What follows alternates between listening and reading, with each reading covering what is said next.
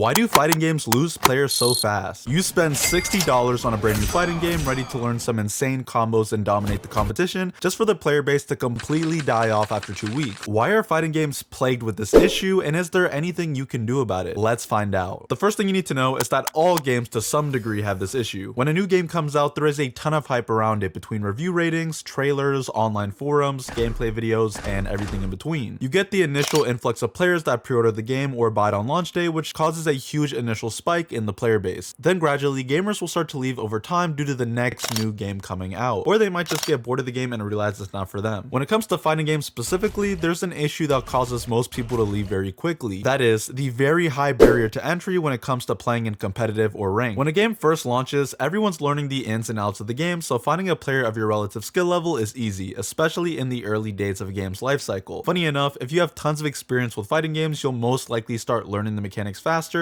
since many games of the same genre have transferable skills, which can create an experience gap before the game even launches. But even being a few days late to a fighting game's release can create a massive skill gap that might be discouraging to new players who just want to get on the game and have a good time. Early adopters realize if they go play something else and come back later, they're not going to be able to compete at the same level that they used to, because the small percentage of players that stayed are going to be demigods and spank them for leaving the game. And there's not much anyone can do about this because there's practically no RNG or luck involved with fighting games, and it's in their nature to expose your technical skill and experience. As time goes on though, only the hardcore fanbase will still be there, meaning joining at an even later date requires even more grinding to be able to compete in ranked. This leads to developers having to choose between extending queue times to accommodate new players in an already small player base, which can suck, or letting players fight against an uneven matchup. This massive skill gap between veteran players and newbies in fighting games is bad for both of them. If you're the newbie getting pounded and tossed around by a vet, after he's done with you, you have to ask yourself, do I want to start the grind to ascend to a higher level, or am I just going to quit and move on? Your only real option for playing this game is to get good. For some, this is where an absolutely degenerate amount of hours are spent learning combos, strategy, and frame perfect techniques. For others, they go out in the world and touch grass. And if you're the vet doing the pounding, it can be fun for a while, but it'll eventually get boring and just ragdoll the newbies. The best experience in fighting games is when both players are relatively within the same skill range, so some back and forth and edge of your seat combat can go down. But let's say you are one of those players that are ready to take the plunge to get good at the game and dedicate a ton of hours because you want to do a really cool combo or dominate the competition. While every game is different, typically the most powerful and coolest looking moves in a game are also the most difficult and require the most practice to pull off, especially in a real match against another player. The formula goes something like this. Dude sees a cool combo in a fighting game. Dude buys game. Dude realizes they have to practice a lot to do it. Dude starts to practice and gives up before they can do it, or by the time that they get good, most of the players have left. Developers sometimes try to find the right balance between having cool combos that are easy to learn but difficult to master, but it doesn't always work out that way. In games like Naruto Ultimate Ninja Storm 4, you can use your strongest move by pressing 3 buttons, Y, Y, B, and then you can combo by just spamming B 6 times on a controller. While I do love this game, it can get repetitive sometimes and make you crave more as far as what you're able to do with your hand-to-hand combat. Then we have Arakune from Blaze Blue, who has combos so long that you literally have to scroll to get from the beginning to the end while you do it.